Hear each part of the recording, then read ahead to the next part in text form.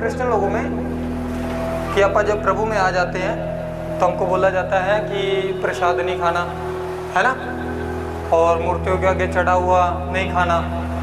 ठीक है, अच्छी बात है, नहीं करते हम, क्योंकि हम खाते नहीं, ठीक है, हम मानते नहीं, खाते नहीं।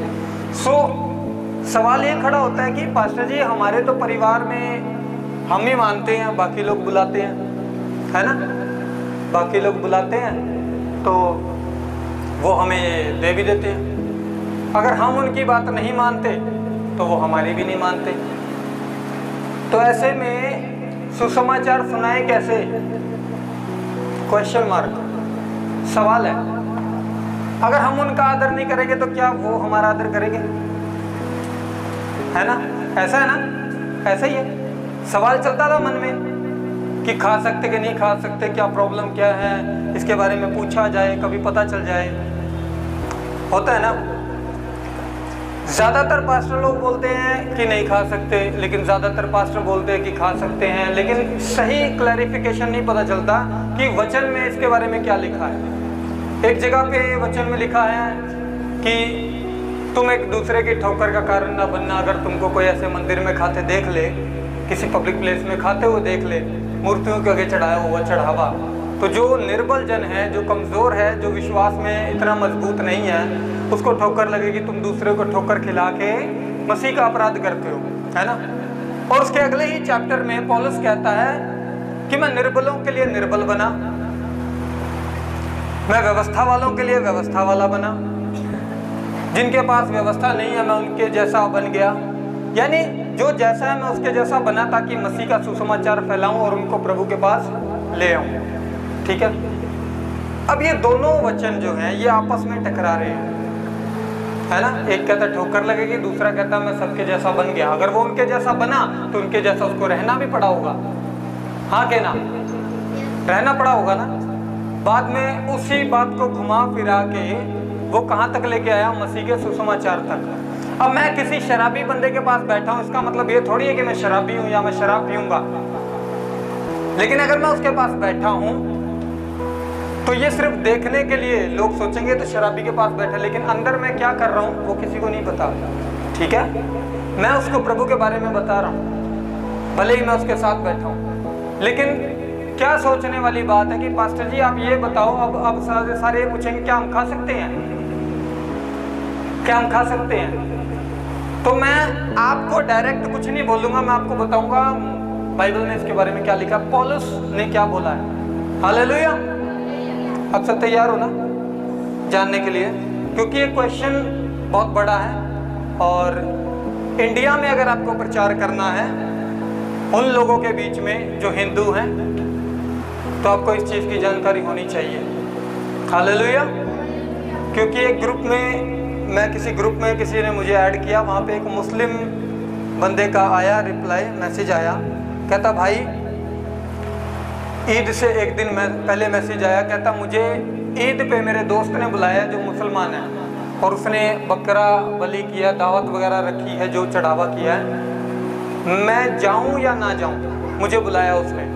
अगर जाता हूं तो कहता है वचन टूट जाएगा, नहीं जाता तो बोलता है दोस्ती टूट जाएगी और मैं उसको सुसमाचार नहीं सुना पाऊंगा। अब ऐसी सिचुएशन में एक बेसिक लेवल का जो व्यक्ति है वो क्या बोलेगा? दोस्ती जाने दे, रिश्तेदार जाने दे। लेकिन आपने एक रूह खो दी, आपने एक आत्मा परमेश्वर के लिए खो दी। पौलुस कहता है मैं सबके लिए सब कुछ बना, यानी कि उसने एक भी बंदे को हाथ से जाने नहीं दिया।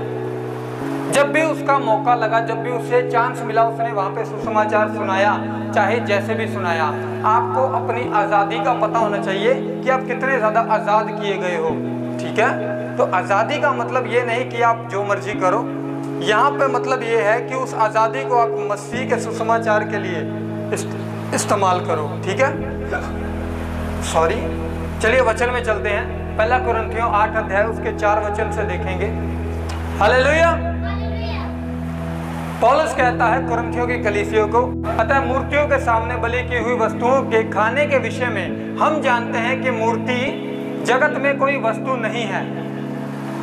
मूर्ति जगत में कोई वस्तु मतलब जो मूर्ति है उसको इंसान ने अपनी इमेजिनेशन से बनाया है। उस तरीके का कोई भी क्रीचर, कोई भी प्रकार का इंसान धरती पे एग्जिस्ट नहीं करता। ठीक है, तो यहाँ पे पौलुस साफ साफ कहता है कि हम जानते हैं कि मूर्तियां जगत में कोई वस्तु नहीं है और एक को छोड़ कोई परमेश्वर नहीं है। एक को छोड़ के कोई दूसरा परमेश्वर नहीं है। वो एक परमेश्वर कौन है? जिसने पूरे जगत को बनाया है। हालेलुया, जिसने पूरी सृष्टि की रचना की है। यद्यपि आकाश में और पृथ्वी पे बहुत सारे ईश्वर कहलाते हैं। आपने सुना होगा बहुत सारे भगवान एक ही है। अगर भगवान एक ही है तो फिर सारे कौन है? हालेलुया, क्या सभी भगवान एक ही हैं? लखन 10 नहीं हो सकते, गौरव 10 नहीं हो सकते, है ना? ये एक ही है। आकाश और पृथ्वी में बहुत सारे ईश्वर हैं। ठीक है, जैसा कि बहुत से ईश्वर और प्रभु बहुत से हैं। ठीक है, बहुत से ईश्वर और बहुत से प्रभु हैं। आगे, तो भी हमारे लिए तो एक ही परमेश्वर है, अर्थात पिता, जिसकी ओर से सब वस्तुएं हैं और हम उसी के लिए हैं। और एक ही प्रभु है, अर्थात मसीह, जिसके द्वारा सब वस्तुएं हुई और हम भी उसी के द्वारा हुए। यानी कि एक ही परमेश्वर और एक ही प्रभु है जिसने सब कुछ को बनाया, सारे प्लान को क्रिएट किया, मनुष्य जाति को बनाया और पूरी पृथ्वी में जो कुछ हम देखते हैं सब कुछ उसने बनाया, जिसको कोई नहीं देखता। ठीक है, अगर हम सूरज से आंखें नहीं मिला सकते तो हम परमेश्वर से कैसे मिला लेंगे? हालेलुया, हमें समझ आ रही है ना बात? आगे, पर सबको यह ज्ञान नहीं। अब यहां पे ये बात पूरे वर्ल्ड के लिए नहीं है, ये सिर्फ विश्वासी के लिए है, जिसमें पास्टर भी आता है। सबको ये ज्ञान नहीं है। कौन सी बात का ज्ञान? जो उसने ऊपर बताई है कि मूर्तियां जगत में कोई वस्तु नहीं है। मूर्तियां जगत में कोई वस्तु नहीं है। बंदा गड़बड़ में जाता क्यों है? आप उसको खा लेते हो, उसके आगे चढ़ाया हुआ खाना, आपको क्या होगा? कुछ भी नहीं। क्यों नहीं होगा? क्योंकि जो मूर्ति है ना तो उसकी कोई एग्जिस्टेंस है, ना उसके पीछे कोई है। जिस नाम से वो लोग बलि कर रहे हैं, वो नाम का बंदा तो धरती पे है नहीं। है वो धरती पे? तो क्या वो आपके जीवन में काम कर सकता अगर वो है ही नहीं तो? और एक दुष्ट आत्मा क्या मसीह व्यक्ति के अंदर आ सकती है? नहीं। लेकिन बहुत सारी दुष्ट आत्माएं देखा मैंने मसीहों में आ जाती। कैसे आती है? हम खुद दुष्ट आत्माएं निकालने जाते थे। आपको शायद पता नहीं है, लखन और मैं और बाकी सारे, ये हमारी टीम में हम साथ ही थे। मैं सबसे लास्ट में आया था। इन्होंने मुझे प्रभु के बारे में बताया था जब मैं नया नया आया था। तो आज प्रभु इनको लेके आए यहाँ पे। सो हम दुष्ट आत्माएं निकालने जाते थे और ज़्यादातर मसीहों में गए हम दुष्ट आत्माएं निकालने के लिए, है ना भाई? तो ज़्यादातर मसीह लोगों में दुष्ट आत्माएं निकालने के लिए गए हम। ऐसा क्यों पास्टर? मसीह में दुष्ट आत्मा कैसे? आप तो कहते हो मसीहों के अंदर दुष्ट आत्माएं आ नहीं सकती। मैंने आपको हमेशा एक बात बताई है कि दुष्ट आत्मा का कनेक्शन यहां से, आपके दिमाग से। क्या बोलता अयूब? जिस बात से मुझे डर लगता है वही मुझ पे आ पड़ती है। और लोगों को दुष्ट आत्माओं से बड़ा डर लगता है। पहले भूत की फिल्में देख लेंगे खुश होके, फिर लगता है डर, हाय छत तो ही ना कोई आ जाए। पौड़ियों पे से कोई जाता है ना, गेट बंद होता है पौड़ियों में, तो दरवाजा बंद करने नहीं जाएंगे अंधेरे में, ऊपर लेटे होंगे तो खाट के नीचे देखेंगे हाथी ना आ जाए इधर से कहीं। तो सोच सोच के इतना डर जाएंगे कि गर्मी के अंदर ही मुंह पे कंबल लेके सो रहे हैं, और जब हटाया कंबल तो पसीने में भरे पड़े आते हैं। मम्मी पूछ रही है क्या हो गया तुझे? ऐसा इतना एक्चुअल कैसे बता पा रहा हूं? क्योंकि वो बंदा नहीं हूँ। हालेलुया, मैं ही हूँ। तो ये सारा कनेक्शन कहाँ पे होता है? माइंड में, है ना? क्योंकि ऐसी चीजें तो एग्जिस्ट ही नहीं करती, लेकिन हमारे दिमाग में ये चीज बैठी है। पॉइंट समझ में आया ना? तो अगर हम मूर्तियों को समझते हैं, आगे से समझते हैं कि ये चीज है, तो वो जीवित होगी आपकी सोच के द्वारा। याकूब में क्या लिखा है? मनुष्य अपनी अभिलाषा में फंस के परीक्षा में पड़ता है। अभिलाषा कहाँ से शुरुआत होती है? हाँ, दिमाग से। पहले आप देखोगे, फिर आप सोचोगे, फिर आप बोलोगे, फिर वो काम होगा। गलत देखोगे, गलत सोचोगे, गलत बोलोगे तो गलत काम होगा। इसलिए अच्छा देखो, अच्छा सोचो, अच्छा बोलो और रिजल्ट 100 गुना बढ़ के आएंगे। हालेलुया।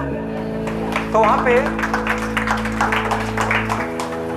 क्या लिखा है? यहाँ पे सबको यह ज्ञान नहीं, मसीहों को, परंतु कुछ तो अब तक मूर्तों को कुछ समझने के कारण मूर्तियों के सामने बलि की हुई वस्तुओं को कुछ समझ के खाते हैं। मूर्तियों को कुछ समझते हैं पहले वो लोग, फिर मूर्तियों के सामने रखी हुई बलि को कुछ समझते हैं कि वो कुछ है, कुछ पावरफुल चीज है भी उसके आगे रखी है। तो उसको खाने के कारण और उनका निर्बल जो विवेक होता है, जो मन होता है उनका निर्बल होता है, विश्वास में पक्का नहीं होता, उनको पता नहीं होता। मसीहों की बात है ये। उनमें दुष्ट आत्माएं कैसे काम करती है देखो। उनको लगता है कि उसमें कुछ है, प्रसाद में कुछ है, इसीलिए वो खाते हैं, डर के खाते हैं। तो पहली बात, एक मसीह बंदे में डर ही नहीं होना चाहिए। बाइबल में क्या लिखा? तुमको डर की आत्मा। तो हम डरते क्यों हैं? प्रसाद खाने से डरेंगे। देखो, खाते हैं और निर्बल होने के कारण वो अशुद्ध हो जाते हैं। अगली स्लाइड दिखाओ। यहाँ पे एम्प्लीफाइड बाइबल में इसको क्लियर करके बताया गया है। यहाँ पे लिखा है फिर भी सभी, यानी ब्रैकेट में लिखा विश्वासी, सभी विश्वासियों के पास यह ज्ञान नहीं। ठीक है, सभी विश्वासियों के पास यह ज्ञान नहीं, लेकिन कुछ अपने पूरे जीवन में अब तक, विश्वासियों की बात कर रहा है, कुछ विश्वासी ऐसे जो अपने पूरे जीवन में अब तक मूर्तियों के बारे में सोचने, मूर्तियों के बारे में सोचने, क्या सोचते हैं? कि वो वास्तविक और जीवित है। समझ आ रही है? वो मूर्तियों को समझते हैं वो वास्तविक हैं और जीवित हैं, यानी उनके अंदर कोई चीज काम करती है, इसलिए विश्वासी डरता है उसको खाने से। वे वास्तविक और जीवित हैं कि आदि होने के बावजूद उनकी जो सोच है आदि हो गई इस चीज की कि वो मूर्ति जीवित है और उसके आगे रखी कोई चीज भी जीवित है, या कोई चीज में पावर है उसमें। उस बात का डर उनके अंदर जीवित है और उसके कारण जो वो भोजन यानी मूर्ति के आगे चढ़ाया गया है वास्तविक समझते हैं, भगवान के लिए बलिदान किए हुए रूप में मानते हैं कि उसके लिए बलिदान किया गया है। आप धरती पे एग्जिस्ट ही नहीं करते, आपका कोई एग्जिस्टेंस नहीं है, आपकी कोई वास्तविकता है ही नहीं। और मैं आपको ये सोच के आपका एक मूर्ति बना के आपको बलि चढ़ाऊं, क्या आप खा पाओगे? आप तो धरती पे हो ही नहीं। अब जो चीज है ही नहीं, ना वो खा सकती ना वो काम कर सकती। हालेलुया। गड़बड़ कहाँ पे आती है? क्योंकि वो समझते हैं उसको कुछ, और शैतान उसी चीज का फायदा उठाता है। हाँ के ना? शैतान उसी चीज का फायदा उठाता है। शैतान को नहीं पता आपके मन में क्या चल रहा है, उसको नहीं पता आपके मन में क्या चल रहा है। परमेश्वर के लिए यह बात लिखी है कि हे परमेश्वर, तू मेरे मन में आने वाले विचार को दूर ही से समझ लेता है, पहचान लेता है, पता कर लेता है कि मैं क्या सोचने वाला हूँ। क्या शैतान के बारे में ये चीज लिखी है? उसके बारे में लिखा है कि चौकस रहो, तुम्हारा दुश्मन शैतान भूखे और गरजने वाले शेर के समान ढूंढता है कि किसे फाड़ खाऊं। हम ढूंढते किसे हैं? जो मिलता नहीं। हाँ, अब शैतान आपको ढूंढता है जबकि आप उसके पास खड़े हो, यानी आप अगर मौका नहीं दे रहे तो वो ढूंढ ही नहीं सकता। आप जब तक सोचोगे नहीं किसी ऐसी एक्टिविटी को कि वो चीज जीवित है, वो शैतान की आत्मा है, या ये काम ऐसे हो रहा है, जब तक आप सोचोगे नहीं उसको कोई मौका नहीं मिलने वाला, उसको नहीं पता आपके अंदर क्या चल रहा है। जब आपकी एक्टिविटी दिखाई देती है बॉडी लैंग्वेज से, तब उसको पता चलता है कि ये बंदा डर रहा है और उसी चीज़ का वो फायदा उठाता है। शैतान आपके घर से बाहर खड़ा है, अंदर तो नहीं आ सकता लेकिन बाहर से चीज़ें फेंक सकता है। तो इसलिए वो विचार आपके अंदर डाल सकता है लेकिन आपके अंदर नहीं आ सकता। जिन लोगों में दुष्ट आत्माएं आती हैं वो पर्सनली उसको कांटेक्ट करते हैं, वो सोचते हैं उसकी एक्टिविटी के बारे में, वो माइंड में रखते हैं उस चीज़ों को, उन चीज़ों को। मेरे अंदर दुष्ट आत्मा ऐसे प्रकट नहीं हुई लेकिन थी, 3 थी, मुझे दिखाई देती थी। क्यों? जितना मैं उसके बारे में सोचता था मुझे उतना दिखाई देता था। मेरी हालत जब हुई थी, जब आपको पता ही होगा कि मैं सिरसा में चला गया था मुझे लेके किसी पंडित के पास, तो उसने मुझे बताया कि 3 दुष्ट आत्माएं हैं, एक लेडीज़ है, एक बच्चा है और एक आदमी है। पूरा परिवार लेके आ गए, वो पूरा परिवार लेके मेरे सिर पे बैठे हैं और क्या बोले, कहते इसकी शादी नहीं होने देंगे। मैं कहा वाह, अपनी करवा के घूम रहा और मेरी रोक रहा है, कमाल है। मगर तू तो कैसे नहीं होने देगा शादी, कोई बात नहीं। तो क्या हुआ, मुझे ले गए आगे, उसने बता दिया। उसने जैसे ही मुझे बताया मेरे माइंड में वो चीज़ बैठ गई पकड़ के, और जितना मैं उसको सोच रहा था ना मेरी गर्दन पे बोझ बढ़ना शुरू हो गया। मैं जितना ज़्यादा सोच, उससे पहले मुझे कुछ नहीं हुआ, उससे पहले सिर्फ रात को मैं उछला हवा में, सिर्फ रात में मैं उछला, उसके बाद मुझे कुछ नहीं हुआ। लेकिन जब उसने मुझे बताया और जब मैं सोचने लगा तो मेरे माइंड पे बोझ बढ़ गया और ज़्यादा, मेरे दिमाग पे बोझ बढ़ा, मेरे कंधे पे जोर आना शुरू हुआ और मेरा गला दबना शुरू हो गया क्योंकि मैं सोच रहा था उसके बारे में। 2 दिन ऐसा ही हुआ। जब एक पास्टर ने मेरे लिए प्रार्थना की तो मेरा ध्यान उसकी प्रार्थना की ओर लगा और मेरा दिमाग हल्का हो गया बिल्कुल। लेकिन शाम तक, रात होते ही मुझे फिर से होने लगा, मैं फिर वजन में आ गया। लेकिन वो व्यक्ति जब मुझे ले गया चर्च में मेरे लिए दुआ हुई, उसके बाद मैंने मेरा पूरा फोकस यीशु मसीह पे डाल दिया। वो दिन का दिन आज 6 साल हो गए, वो दुष्ट आत्मा मुझे दिखी तक नहीं कभी। तो हर एक चीज का कनेक्शन आपके दिमाग से है। इसलिए प्रभु पता है क्या बोलता है, तू अपनी समझ का सहारा ना लेना, संपूर्ण मन से किस पे विश्वास करना, यहोवा पे। यानी कि वो कहता है मुझे सामने रख, मुझे देख और मैं तेरे लिए सीधा मार्ग निकालूंगा। तो जिस समय हम अपने दिमाग का, अपनी बुद्धि का यूज करना शुरू करते हैं, शैतान वहां पे काम करता है। ठीक है, मूर्तियों को कुछ भी नहीं समझा जाता बाइबल के अकॉर्डिंग। ये कहता है, बाइबल बोल रही है कि मूर्तियां जगत में कोई वस्तु नहीं है। कुछ विश्वासी ऐसे हैं जिनको ज्ञान नहीं है, जो मूर्तियों को अब तक कुछ समझते हैं, उनके आगे रखे खाने को कुछ समझते हैं और वो खाते हैं। इसीलिए उनका विवेक, उनका मन जो कमजोर है, जो वचन को नहीं जानता, जो इतने सही से नहीं पहचानते परमेश्वर को, अपनी पहचान में अभी कच्चे हैं, अपनी आज़ादी के विषय में अभी कच्चे हैं, वो अशुद्ध हो जाते हैं। ठीक है, वो बलिदान किया जाता है जो आगे वो समझते हैं कि उस भगवान को किया गया है, उनके देवता को किया गया है। ठीक है, और यदि वे खाते हैं तो उनका निर्बल विवेक अशुद्ध और घायल हो जाता है।